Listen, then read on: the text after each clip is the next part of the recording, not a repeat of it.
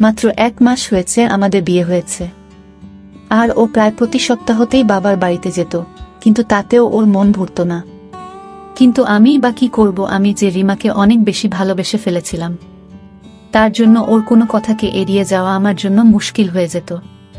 তার জন্য বাধ্য হয়েই আমি ওকে একটু অপেক্ষা করতে বললাম, আর তারপরে হাত মুখ ধুয়ে ফ্রেশ হয়ে আমি ওকে ওর বাবার বাড়িতে দিয়ে এলাম। ও বলল রাতে এসে ওকে নিয়ে যেতে। আমি অনেক ক্লান্ত ছিলাম, তাই তাড়াতাড়ি বাড়িতে চলে এলাম। আজকে আমার শরীরটা ভালো মনে হচ্ছে না, কিন্তু রিমাকে আমি এসব কথা কিছু বলিনি। আমি যেই আমাদের বাড়ির গেটের সামনে আমার গাড়িটা দাঁড় করালাম, তখন আমার চোখ গেল আমার পাশের বাড়ির ছাদের দিকে। চোখ যেতেই আমি হঠাৎ আশ্চর্য হয়ে গেলাম। ছাদে একটা পোশাক ছিল, আর এই একই পোশাক আমি এইমাত্র রিমাকে পরে থাকতে দেখেছি। একদম একই রং, একই প্রিন্ট। আমি অনেকক্ষণ সময় নিয়ে পোশাকটা দেখছিলাম। কি অদ্ভুত মিল দুইটা ড্রেসের মধ্যে। আমি মনে মনে ভাবলাম হয়তো রিমা আর পাশের বাড়ির বৌদি একসাথে শপিং করে একই রকম পোশাক কিনেছে। আমি এসব ভাবছিলাম, যেই দারোয়ান এসে গেট খুলল, আমি গাড়ি নিয়ে ভিতরে চলে গেলাম। বাড়ির কাজের লোককে বললাম কেউ যেন আজকে আমাকে বিরক্ত না করে, আজকে আমি একটু বিশ্রাম নিতে চাই। সেই দিন আমি ওই ব্যাপারে আর বেশি কিছু ভাবলাম না। অনেক সময় এরকম অদ্ভুত মিল হয়েই যায়। আমি রাতে রিমাকে বাড়ি ফিরিয়ে নিয়ে এলাম, কিন্তু ওকে আমি এই কথাটা বলতে ভুলে গেলাম যে ওর মতো একই পোশাক পাশের বাড়ির বৌদির কাছেও আছে। কিন্তু আমি এটা ভাবিনি যে 2 দিন পরে এমন কিছু ঘটনা ঘটবে যার কারণ বুঝতে না পেরে আমি হয়রান হয়ে যাব। 2 দিন পরে রিমা আমাকে বলল ও আবার বাবার বাড়ি যেতে চায়, কারণ ওর মায়ের শরীরটা ভালো নেই। এইবার ও একটা নীল রঙের অনেক সুন্দর পোশাক পরেছিল। আমি অনেক ভালোবেসে ওকে দেখছিলাম। ওকে দেখতে আজকেও অনেক সুন্দর দেখাচ্ছে। কিছুক্ষণ পরে আমি ওকে ওর বাবার বাড়িতে দিয়ে এলাম। কিন্তু যখনই আমি বাড়িতে ফিরে এলাম, আমি আবার অবাক হয়ে গেলাম, কেননা আমার পাশের বাড়ির ছাদে আজকেও ওই একই পোশাক ছিল যেটা রিমা আজকে বাবার বাড়িতে যাওয়ার সময় পরেছিল। এটা কি করে সম্ভব? আমার অনেক অবাক মনে হচ্ছে। কিন্তু এইবারও আমি ভাবলাম এমন মিল হতেই পারে। আমি আমার কাজে মন দিলাম। কিন্তু যখন তৃতীয়বার একই ঘটনা ঘটল, তখন আমার চিন্তা ভাবনা সন্দেহে পরিণত হলো। এইরকম হচ্ছে না তো যে রিমা নিজের বাবার বাড়ি যাওয়ার নাম করে আমাদের পাশের বাড়িতে যাচ্ছে? কিন্তু এটা কি করে সম্ভব? আমি ওকে নিজে ওর বাবার বাড়িতে দিয়ে এসেছি, আর ওর বাবার বাড়িটা অনেকটা দূরে।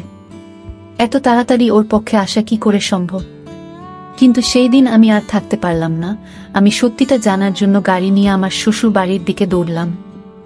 আমি ওখানে গিয়ে দেখলাম রিমা ওই পোশাকটাই পরে আছে। আমাকে দেখে অবাক হয়ে পড়ল। অজয়, তুমি এখনো যাওনি?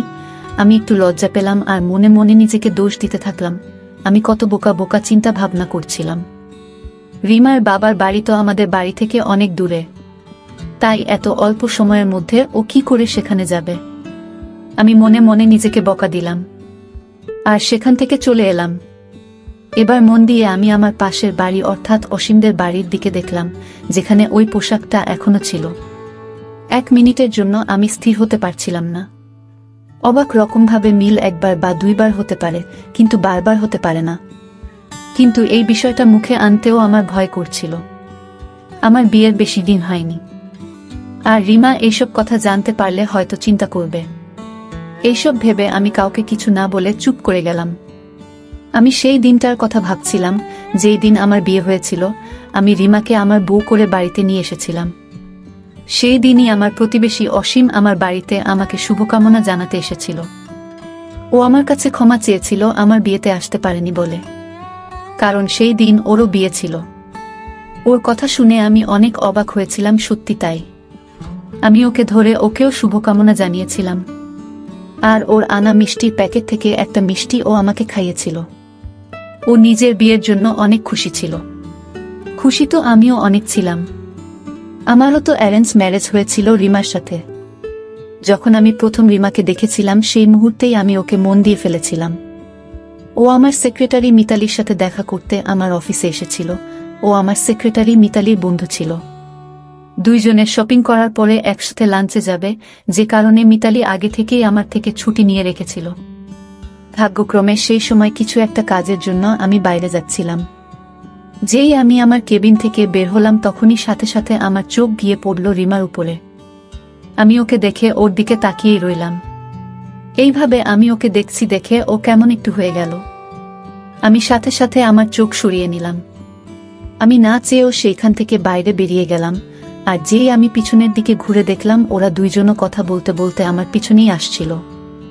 রিমা মিতালির কোনো কথা শুনে অনেক হাসছিল, আর ওর লম্বা চুল হাওয়াতে উড়ে ওর মুখের উপর পড়ছিল, যেটা ও বারবার সরাচ্ছিল। আমি সুযোগ বুঝেই মিতালিকে বললাম, যদি তোমরা চাও তাহলে আমি তোমাদের লিফট দিতে পারি, কেননা আমিও ওই দিকেই যাচ্ছি। আমি মিথ্যে কথা বললাম। আমি সেই দিকে যাচ্ছিলাম না যেদিকে ওদের প্রোগ্রাম ছিল, কিন্তু কি করব, মনের কাছে হার মেনে আমি সেটা বলেছিলাম। আমার কথায় মিতালি অনেক খুশি হলো, আর রিমার হাত ধরে নিয়ে আমার গাড়ির ভিতরে বসে পড়ল। কিন্তু রিমা একটু খারাপ কিছু মনে করেই গাড়ির ভিতরে বসেছিল। আমার মন তখন হাওয়ায় উঠছে। আমি পিছনের আয়না দিয়ে আমি ওকেই দেখে যাচ্ছিলাম। আর আমি সেই দিনই ঠিক করে নিয়েছিলাম যে আর কাউকে নয়, শুধুমাত্র রিমাকেই আমি আমার জীবন সাথী বানাবো। আমি ওর ভালোবাসায় এতটাই পাগল হয়ে গেছিলাম যে একটুও ধৈর্য ধরতে পারলাম না। আর 2 দিন পরেই আমি মিতালিকে সবকিছু বলে দিলাম। ও আমার কথা শুনে অনেক খুশি হলো। ওই আমাকে বলল যে রিমা একটা মধ্যবিত্ত পরিবারের মেয়ে, আর ও চাকরি করে নিজের বাবা মাকে ও নিজের ভাই বোনেদের দেখাশোনা করে। মিতালি ওর পরিবারকে নিয়ে আমার কোনো সমস্যা নেই। আমার ওকে অনেক পছন্দ হয়েছে। তুমি আমাকে বলতে পারো আমি কবে ওর বাড়িতে যেতে পারি? আমি জিজ্ঞাসা করলাম। ও আমাকে তাড়াতাড়ি জানাবে কথা দিল। আর এইভাবে কিছুদিন পরে আমি আমার মাকে নিয়ে রিমাদের বাড়িতে চলে গেলাম। ওনারা আমাদের অনেক ভালোভাবে স্বাগতম জানিয়েছিলেন, আর প্রথম দেখাতেই বিয়ে ঠিক হয়ে গেল। আমার তো খুশির সীমা ছিল না। মা ও বিয়ের জিনিসগুলো জোগাড় করতে ব্যস্ত হয়ে গেল। মা আমার সাথে থাকতো না। ওনার নিজের বাড়ি ছাড়া অন্য কোথাও মন বসত না। আমি চাকরি সূত্রে বোম্বেতে থাকতাম। একটা বড় কোম্পানিতে অনেক বড় একটা পোস্টে আমি চাকরি করতাম, আর এই বাড়ি গাড়ি সবই কোম্পানির দেওয়া ছিল। আমি অনেক ভালো স্যালারি পেতাম, সাথে বিভিন্ন বোনাসও ছিল। আর যদি কখনো কাজের সূত্রে দেশের বাইরে যেতে হতো তাহলে কোম্পানি আরও বেশি টাকা দিত। আমি আমার চাকরি এবং লাইফস্টাইল নিয়ে অনেক সন্তুষ্ট ছিলাম। আর যখন থেকে রিমা আমার জীবনে এসেছে তখন থেকে মনে হতো জীবনের কোনো পাওয়ার কিছুই অসম্পূর্ণ নেই। আমি সব সময় ভগবানকে ধন্যবাদ জানাতাম। রিমাও সবসময় আমার খেয়াল রাখত, আর ও সব দিক থেকে আমার একজন যোগ্য জীবন সাথী ছিল। কিন্তু যবে থেকে এই পোশাকটার রহস্যটা শুরু হয়েছিল তবে থেকে আমার রাতের ঘুম উড়ে গেছিল। এখন তো আমি রিমার সাথে ভালো করে কথা পর্যন্ত বলতে পারতাম না। ও যখনই বাবার বাড়িতে যাওয়ার কথা বলতো আমার ওর উপরে অনেক রাগ হয়ে যেত। একদিন তো আমি আওয়াজ করে উঠলাম, সারাদিন শুধু বাবার বাড়ি যাওয়ারই চিন্তা করো, তুমি একবারও ভাবনা যে আমি কি চাই। আমি অনেক আওয়াজ করে কথা বলছিলাম, যেটা শুনে ও ভয় পেয়ে গেল। তোমার কি হয়েছে অজয়? আমি কি কোনো ভুল করেছি? ও হঠাৎ করেই কাঁদতে শুরু করলো, আর ওর সুন্দর মুখে এমন ভয় ফুটে উঠল যেন ও কোনো ভূত দেখে নিয়েছে। ওকে এমনভাবে কাঁদতে দেখে আমার মন নরম হয়ে গেল, আর আমি আমার ব্যবহারের জন্য ওর কাছে ক্ষমা চাইলাম। আর কিছুক্ষণ পরে আমি ওকে ওর বাবার বাড়িতে দিয়ে এলাম। কিন্তু আসার সময় সেই একই পোশাক আমি অসীমের বাড়ির ছাদে দেখলাম। এইবার আমার ভয় করতে থাকলো। আমি 2 হাত দিয়ে আমার কানটা ধরলাম। এমন মনে হচ্ছিল যেন কেউ হাতুড়ি দিয়ে আমার মাথায় আঘাত করছে। প্রত্যেকবার সত্যিটা জানার জন্য আমি রিমার বাবার বাড়ি ফেরত যেতাম, আর তারা আমাকে এক অবাক দৃষ্টি নিয়ে দেখত। আর আমি কিছু না কিছু বাহানা বানিয়ে উল্টো পথে আবার বাড়ি ফিরে আসতাম। আমার সাথে কি হচ্ছিল আমি কিছু বুঝতে পারছিলাম না। রিমা আমার উপরে রাগ করতে শুরু করলো। আমি সারাদিন কেমন একটা করতাম। অফিসের সবাই আমার বিরুদ্ধে অভিযোগ করতে থাকলো। আমার এই চাকরিটা চলে গেলে আমার আর কোথাও যাওয়ার থাকবে না, তাই যে করেই হোক আমার মন এবং মাথাকে ঠান্ডা রাখতেই হবে। কিন্তু যার মনে এবং মাথায় সব সময় চিন্তা ঘোরে সে কি করে ঠিক থাকতে পারে? শরীর খারাপের অজুহাত দেখিয়ে আমি অফিস থেকে 2 সপ্তাহের ছুটি নিয়ে নিলাম। এই সময় আমি অনুভব করলাম রিমা কিছু একটা চিন্তার মধ্যে আছে। কখনো কখনো আমার মনে হতো ও রাতে ঘর থেকে বেরিয়ে অন্য কোথাও যেত, আর আমি ঘুম থেকে উঠে ওকে সারা বাড়িতে কোথাও খুঁজে পেতাম না। আর তারপরে আমি যখন ঘরে ফিরতাম দেখতাম ও বিছানায় শুয়ে আছে। একদিন রাতে ওকে আমি ঘুম থেকে জাগিয়ে জিজ্ঞাসা করলাম, রিমা তুমি কোথায় গেছিলে? অজয় তুমি দেখতে পাচ্ছ না? আমি তো ঘুমাচ্ছিলাম। বরং তুমি হয়তো বাইরে থেকে ঘরে এলে। রিমা আমাকে এই সন্দেহের চোখে দেখতে শুরু করছিল। ওর কথা শুনে আমি চুপ হয়ে গেলাম, আর কিছু উত্তর না দিয়ে নিজের জায়গায় শুয়ে পড়লাম। হতে পারে হয়তো আমি কোনো স্বপ্ন দেখছিলাম। ওই দিনের পর থেকে রিমা কেমন যেন আনমনা ছিল। আমি তাকে জিজ্ঞেস করলাম, তোমার কোনো সমস্যা হয়েছে? সে অন্যভাবে আমার দিকে তাকালো আর বলল, অজয় তোমার কি হয়েছে? তুমি মানসিকভাবে সুস্থ আছো বলে আমার মনে হচ্ছে না। ও যখন আমাকে এইভাবে দেখতো আমি আমার মাথা ধরে বসে পড়তাম। ও তো ঠিকই বলছে, আমি আজকাল ভুল কথাই তো বলছি। এইবার আমি ঠিক করেছিলাম এই রহস্য আমি জেনেই ছাড়ব। এবার আমি রিমাকে বাবার বাড়িতে দিয়ে আসার পরে দেখলাম প্রত্যেকবারের মতো এবারেও অসীমের ছাদে রিমার পোশাকের মতো হুবহু বেগুনি রঙের পোশাক আছে। কিছু একটা চিন্তা করতে করতে আমি ভিতরে গেলাম আর সোজা সিঁড়ি দিয়ে ছাদে উঠে গেলাম। আমাদের আর অসীমদের ছাদ একদম পাশাপাশি ছিল। আমি একটু এদিক ওদিক দেখে অসীমদের ছাদে চলে গেলাম। তার পোশাকটা হাত দিয়ে দেখলাম। ওটা এখনই পরিষ্কার করে দেওয়া হয়েছিল, ওটা দিয়ে পানি পড়ছিল। আমি পোশাকটা হাত দিয়ে দিলাম আর অনেক খারাপভাবে পোশাকটাকে দেখছিলাম। আমার শরীরটা রাগে খারাপ হয়ে গেল, কারণ এই বিষয়টা আমাকে অনেক মানসিক কষ্ট দিয়েছে। আমি যেমন ভাবে এসেছিলাম তেমন ভাবেই আবার ফিরে চলে গেলাম, আর তারপরে আমার শ্বশুরবাড়ির দিকে গাড়ি নিয়ে গেলাম। আজ আমাকে সত্যিটা জানতেই হবে। আজ সব রহস্য শেষ করতেই হবে আমাকে। আমি গাড়ি চালিয়ে রিমাদের বাড়িতে গিয়ে পৌঁছলাম, আর দরজায় শব্দ করতেই রিমা এসে দরজা খুলে দিল। ও আমাকে দেখে অবাক হয়নি, কারণ আমি প্রতিবারই ওদের বাড়িতে ফিরে যেতাম। কিন্তু ওকে দেখে আমার পায়ের তলার মাটি সরে গেল, কেননা ওর পোশাকটা মাঝখান থেকে ছেঁড়া ছিল, একদম সেইভাবে যেইভাবে আমি সেই পোশাকটা ছিঁড়েছিলাম। এইসব দেখে আমি জ্ঞান হারিয়ে ফেললাম, আর রাগের বসে রিমার শরীরে একটা মার দিলাম।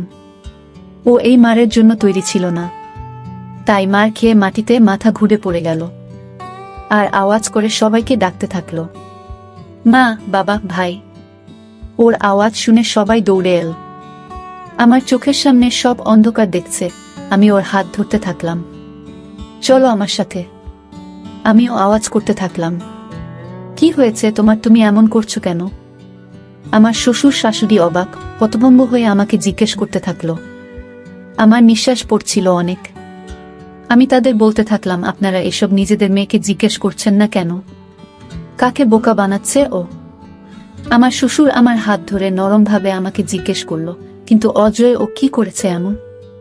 আমি নিজেকে সামলাতে সামলাতে বললাম, বাবা, আপনি আপনার মেয়েকে জিজ্ঞেস করুন ওর পোশাকটা কি করে ছিঁড়ল। ওরা সবাই আশ্চর্য হয়ে একে অপরের দিকে দেখছিল। ওরা সবাই একসাথে বলে উঠল, ওর পোশাকটা তো এইমাত্র আসার সময় গেটের সাথে মিশে ছিঁড়ে গেছে। রিমা এখনো মাটিতে বসে কেঁদেই চলেছিল। এটা হতে পারে না, আপনারা সবাই রিমার সাথে মিলে আছেন, ওর মিথ্যা কথার সাথে দিচ্ছেন। আমার মাথায় আর কাজ করছিল না। আমি রিমাকে ধরে নিয়ে বাইরে নিয়ে এলাম। ওর মা বাবা আমাকে অনেক অনুরোধ করতে থাকলো, কিন্তু আমার কানে কারো কথা পৌঁছচ্ছিল না। সারা রাস্তা সীমা কাঁদছিল, কিন্তু এখন আমার ওর উপরে একটুও দয়া হচ্ছিল না। বাড়ি পৌঁছে আমি ওর চুলগুলো ধরে ওকে জিজ্ঞাসা করলাম, বল, অসীমের সাথে তোমার কি সম্পর্ক? ও আওয়াজ করে বলল, অজয়, তুমি এসব কি বলছো? কিন্তু আমার ওর উপরে এখন কোনো ভরসা হচ্ছিল না। আমার কথা শুনে ওর চোখ মুখ কেমন একটা হয়ে গেছিল। এইসব কি পাগলামি করছো অজয়? তুমি এসব ভুল ভালো কি করে ভাবতে পারো? ও আওয়াজ করছিল, কিন্তু এখন ওর কথার কোনো দাম ছিল না আমার কাছে। ও বারবার অস্বীকার করছিল। রাগে আমার মাথা ঠিক ছিল না। আমি ওকে বললাম, যদি তুমি সব সত্যি কথা বলে দাও তাহলে আমি তোমাকে কিছু বলবো না, শুধু একবার স্বীকার করো। আমার মনে হচ্ছিল আমার মাথার শিরা সব নষ্ট হয়ে যাবে, কিন্তু তখনই আমি দেখলাম সেখানে পুলিশ এসে গেল। তাদের মধ্যে একজন মহিলা কনস্টেবল এসে রিমাকে আমার হাত থেকে ছাড়িয়ে নিল আর ওকে সোফায় বসিয়ে দিল। ওর বয়ান নেওয়া শুরু করলো। তখন আমাকে হাত খোলা পরিয়ে দেওয়া হলো। আমি আওয়াজ করে বললাম, এসব কি হচ্ছে? ওই পুলিশ ইন্সপেক্টর হেসে বলল, সে তো আপনি থানায় গেলেই বুঝতে পারবেন। আর আমাকে নিয়ে পুলিশের গাড়িতে তুলল। যখন আমাকে পুলিশের গাড়িতে করে নিয়ে যাওয়া হচ্ছিল তখন স্পষ্ট রিমার কণ্ঠ আমার কানে আসছিল। আমার স্বামী পাগল। প্রথম দিন থেকে এ পাগলামি করে চলেছে। রিমা পুলিশদের এসব কথা বলছিল। আমি আমার নিজের কানকে বিশ্বাস করতে পারছিলাম না। রিমা যাকে আমি আমার মন প্রাণ দিয়ে চেয়েছিলাম, সে এসব কি বলছে? জেলের ভিতর আজ আমার দ্বিতীয় দিন ছিল, আর রিমা আমার কোনো খবর পর্যন্ত নেয়নি। রিমা যেসব কথা পুলিশদের বলেছিল সেসব কথা আমার একটু বিশ্বাস হচ্ছিল না। যে আমি নাকি পাগল, আমার নাকি পাগলামির রোগ আছে, তাই জন্য আমি ওর উপর অত্যাচার করি। ও বলছিল ওই কথা কখনো ওর বাবা মাকে বলেনি। ওর বাবা মা সব নিজের চোখে দেখেছে। আর সব থেকে অবাক করা ব্যাপার এটা ছিল যে ওই দিন রাতে অসীম পুলিশকে ফোন করেছিল, যে আমার পাশের বাড়ির ছেলে ছিল, আর যার কারণে এসব সমস্যা শুরু হয়েছিল। আমি কোনো কিছু ভেবে কুল কিনারা পাচ্ছিলাম না। এসব কি ছিল কিছু বুঝতে পারছিলাম না। রিমা আমার বিরুদ্ধে কেস ফাইল করেছিল, আর জানি না কত কি দোষ দিয়েছিল। আমার বাবা মা অনেক চেষ্টা করছিল, কিন্তু আমার জামিন হচ্ছিল না। মামলা অনুসারে আমার মেডিকেল চেক আপ হওয়ার কথা, আর রিপোর্ট আসার পরেই আমার জামিন হতে পারে। আর 2 দিন পরে যখন মনোরোগ বিশেষজ্ঞ আমাকে প্রশ্ন করলেন, তখন আমি তাকে সব ঘটনা খুলে বললাম, যেটা শুনে তিনিও আমার দিকে এমনভাবে দেখছিলেন যেন সত্যিই আমি কোনো পাগল। আর ওনার এইভাবে তাকানোতে আমি হঠাৎ রেগে উঠলাম, আর রেগে গিয়ে ওনাকে জিজ্ঞেস করলাম, আপনার কি মনে হয় আমি সত্যি সত্যি পাগল?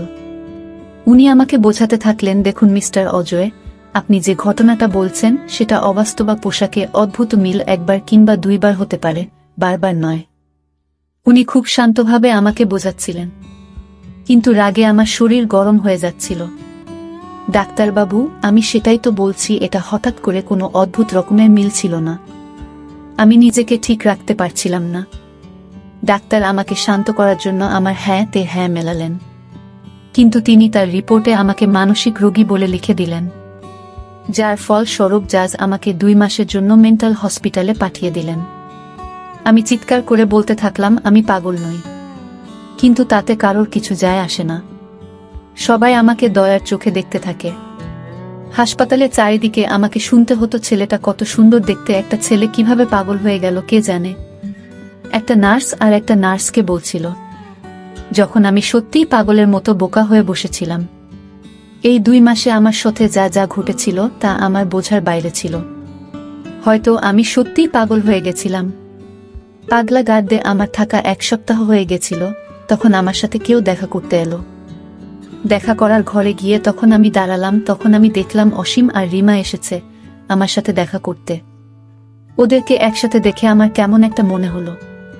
তোমরা 2 জন একসাথে? আমি শুধু এটুকুই বললাম, হ্যাঁ অজয়, আমরা 2 জন একসাথে এই জন্য এসেছি যাতে আমরা তোমাকে তোমার অন্যায়টা বলতে পারি। অসীম একটু হাসল। হঠাৎ করে আমাকে জিজ্ঞেস করল, মিতাকে তোমার মনে আছে? আমি আশ্চর্য হয়ে বললাম, কে মিতা? হ্যাঁ, তাই তো, তোমার আর কি করে মনে থাকবে? কেননা তুমি কলেজ থেকে ইউনিভার্সিটি পর্যন্ত না জানি কত মেয়েকে নিজের ভালোবাসার জালে ফাঁসিয়েছ। তাদের মধ্যে একজন মিতাও ছিল, যে আমার ছোট বোন ছিল। আরও অন্য মেয়েদের থেকে অনেক আলাদা ছিল, অনেক নরম মনের ছিল। আর তোমার টাইম পাসকে ও সত্যিকারের ভালোবাসা ভেবে নিয়েছিল। আর তুমি ওকে বিয়ে করবে না বলেছিলে। তুমি ওকে বলেছিলে তুমি শুধু ওকে নিজের বন্ধু মনে করার কিছু নয়। তখন ওই সহজ সরল মেয়েটা ছাদ থেকে লাফ দিয়ে নিজের জীবন শেষ করে দেওয়ার চেষ্টা করেছিল, যেটাতে ও বেঁচে তো গেছে, কিন্তু সারা জীবনের জন্য অচল হয়ে গেছে।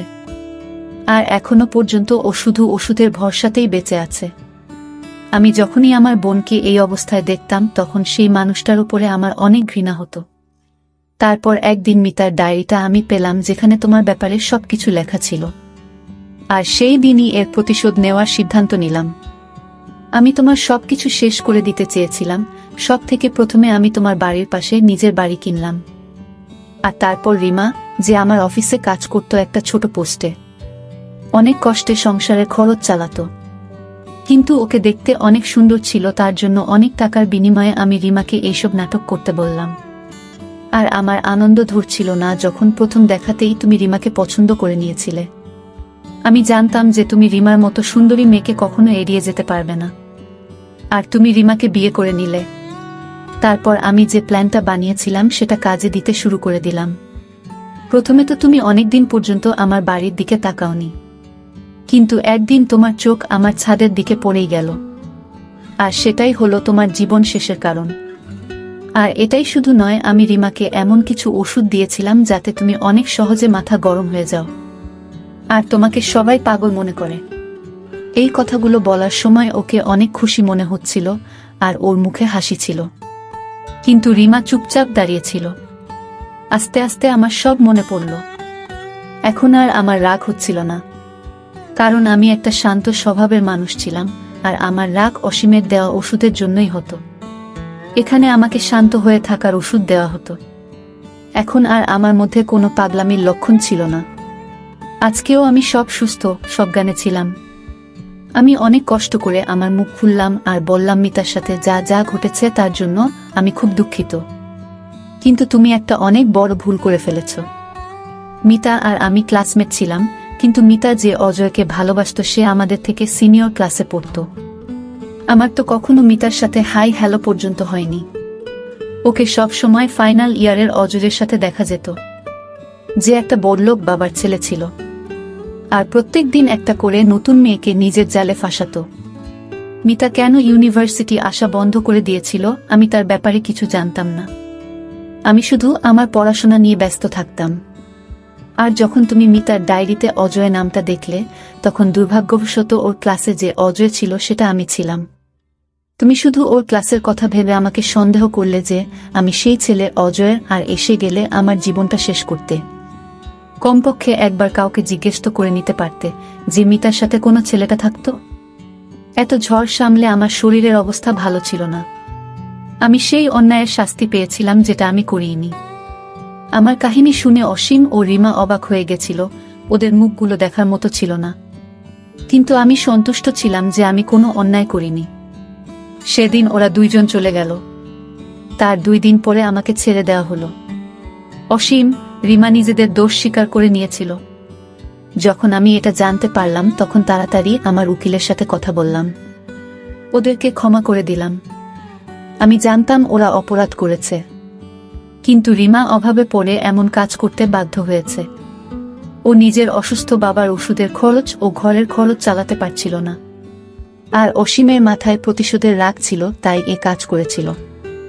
আমি আমার বাড়িতে ফিরে এলাম, কিন্তু এসে অবাক হয়ে উঠলাম যখন দেখলাম রিমা আমার জন্য অপেক্ষা করছে। রিমা, তুমি এখানে? হ্যাঁ অজয়, আমি তোমার অপরাধী, আমাকে ক্ষমা করে দাও। আর তোমার মনে যদি আমার জন্য একটুও জায়গা থাকে তাহলে তোমার জীবন থেকে আমাকে বের করে দিও না। আমি তোমাকে ভালোবেসে ফেলেছি অজয়, তোমার মতো মানুষ আমি আজ পর্যন্ত আমার জীবনে দেখিনি। আমি তোমাকে হারাতে চাই না। ও কাঁদতে কাঁদতে আমার পায়ে পড়ল। ওর সারা শরীর কেমন একটা করছিল। আমি ওকে হাজার ঘৃণা করার চেষ্টা করি, কিন্তু ওর এক ফোঁটা চোখের পানি আমার মনকে নরম করে দিত। ও এখনো আমার মনের মানুষ ছিল। আমি ওকে হাত ধরে উঠালাম, ওর চোখ মুছিয়ে দিলাম। রিমা, তুমি যদি সত্যিই তোমার কাজের জন্য অনুতপ্ত হও তাহলে আমি তোমাকে ক্ষমা করে দিলাম, কিন্তু এটা মনে রেখো, আমিও একজন মানুষ, হয়তো সব সময় ক্ষমা করতে পারবো না। আমার কথা শুনে ও কেঁদে উঠল। এটা ওর অনুশোচনার চোখের জল ছিল। এর মানে রিমা সত্যিই আমাকে ভালোবাসে। আমার মান সম্মান ফেরত দেওয়ার জন্য আমি সৃষ্টিকর্তাকে ধন্যবাদ জানালাম। তা না হলে একটা ভুল বোঝাবুঝির কারণে আমার সারা জীবনটা নষ্ট হয়ে যেত। এই জন্য বড়রা সবসময় বলে, কোনো কাজ করার আগে ভালোভাবে ভেবেচিন্তে করা উচিত। বন্ধুরা, আজকের ভিডিওটা এখানেই শেষ করলাম। অনেক কষ্ট করে ভিডিওটি আপনাদের জন্য বানিয়েছি। যদি ভিডিওটি আপনাদের ভালো লেগে থাকে তাহলে একটা লাইক করবেন এবং চ্যানেলটি অবশ্যই সাবস্ক্রাইব করবেন। এই আশা ব্যক্ত রেখে আপনাদের কাছ থেকে বিদায় নিচ্ছি আমি। দেখা হবে আগামীকালের নতুন কোনো ভিডিওতে। সে পর্যন্ত সবাই ভালো থাকুন, সুস্থ থাকুন। ধন্যবাদ।